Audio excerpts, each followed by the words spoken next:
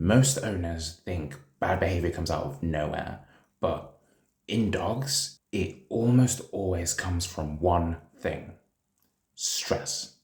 Now, stress is normal and sometimes it's even a little bit healthy, but when stress goes unmanaged and it isn't regulated properly, it becomes a silent catalyst of chaos.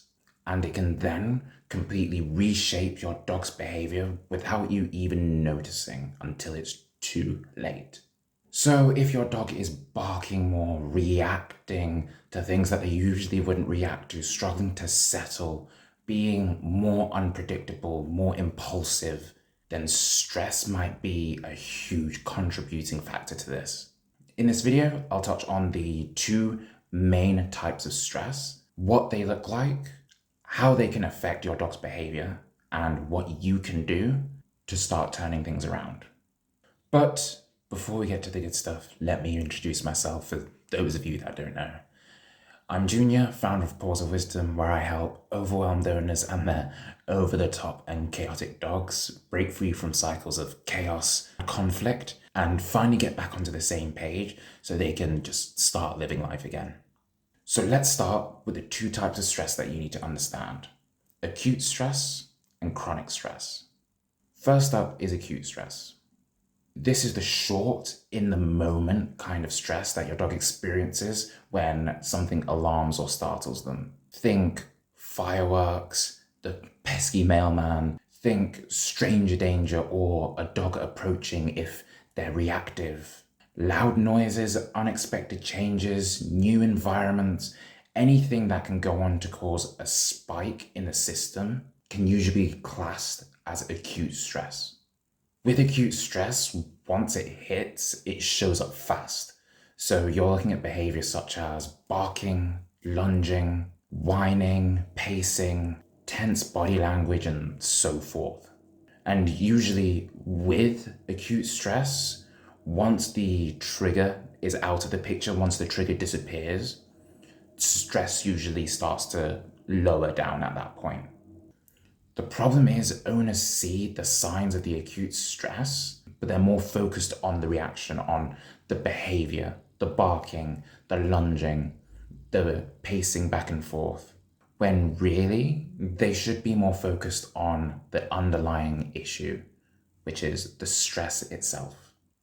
Now let's talk about the real troublemaker, which is chronic stress. Chronic stress is that long-term accumulated tension that builds up over a certain duration. This could be over the day, this could be over a couple of days, this could be over weeks, it could be over months, it could be even longer if you don't know the signs of what you're looking for.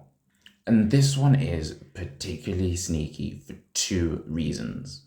Firstly, because it often develops from normal life things. Think about inconsistent routines, not getting enough rest, too much stimulation and not enough downtime, constant arousal in the home, and also the buildup of acute stress. Which brings us on to the second reason why it's so sneaky. Because the stress that builds up in the system doesn't disappear overnight. Without regulation, without management, that stress builds up and that leads to chronic stress.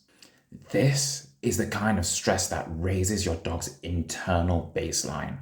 And when that baseline starts rising up, everything else, the chaos, the reactivity, the impulsiveness, it all becomes harder to control.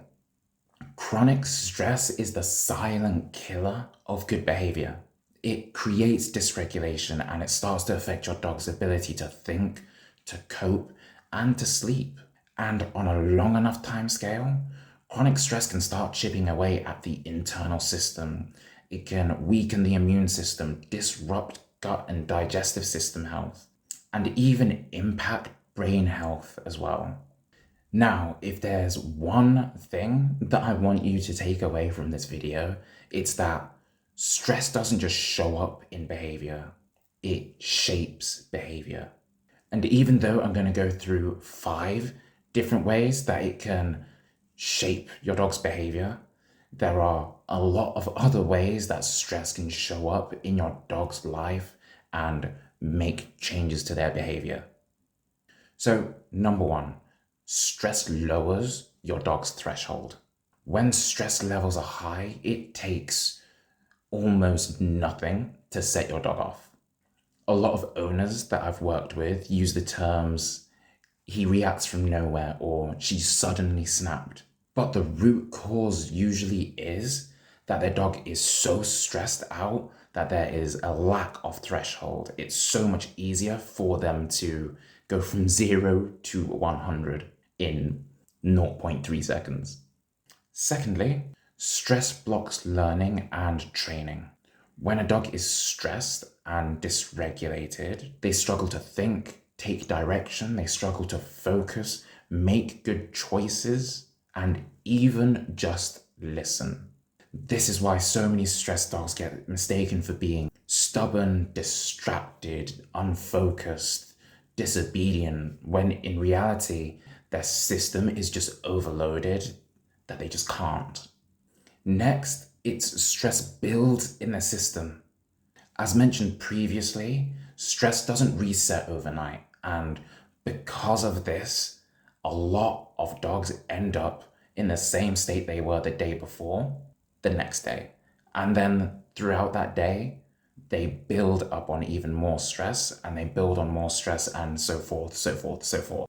Stress takes about 3 days to leave the body, and this is 3 days of regulation.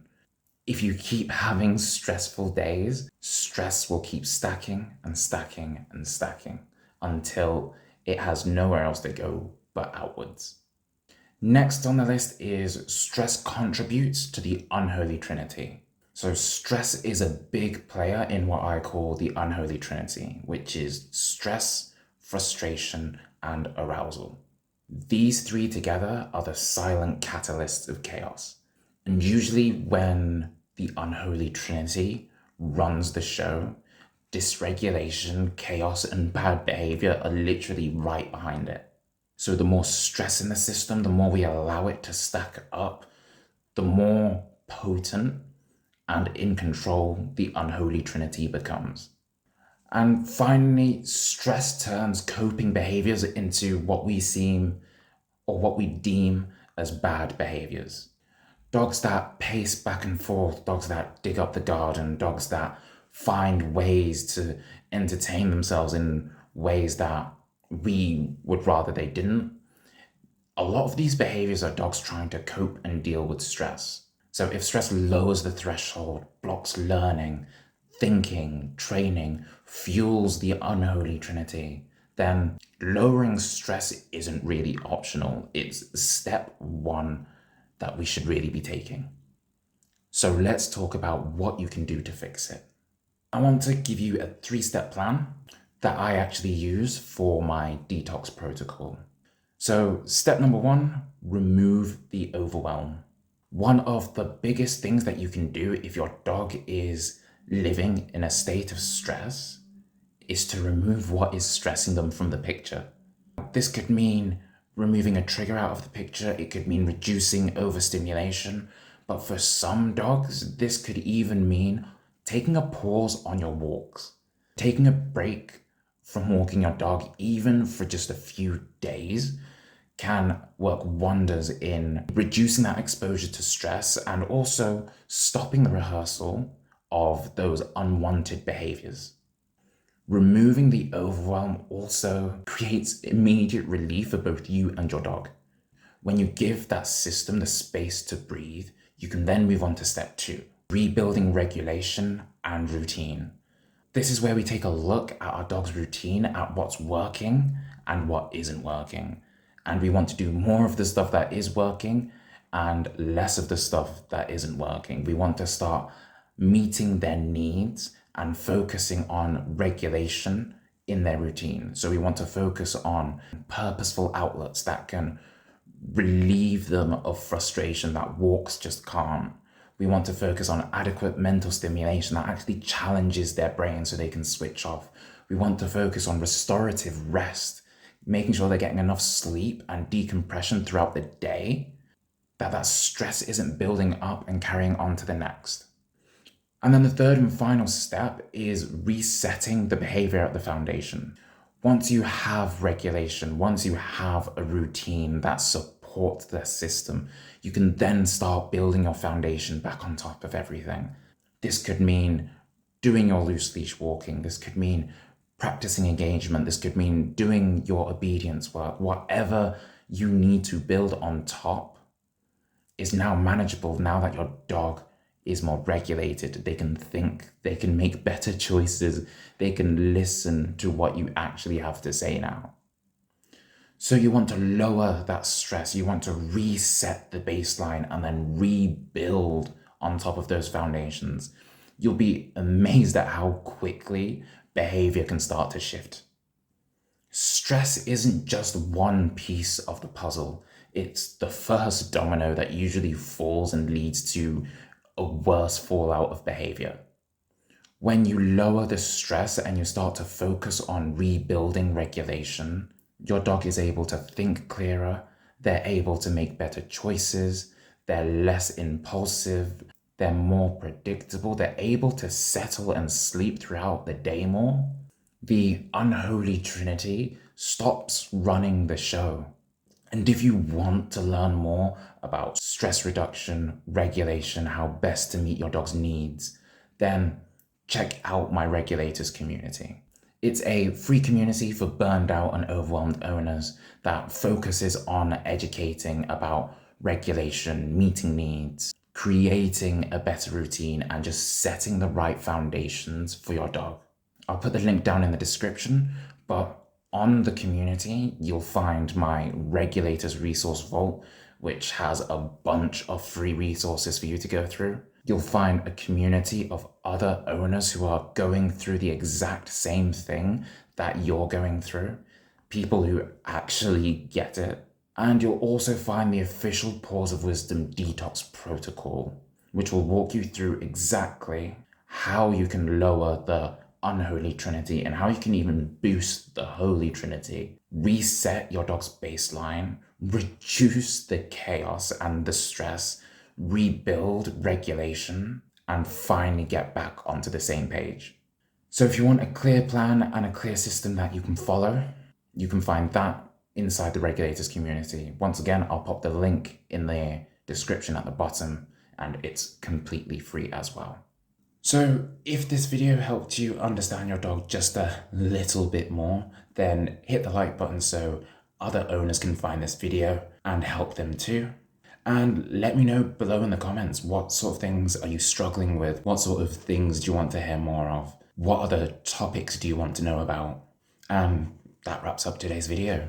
Thanks for watching. See you next time.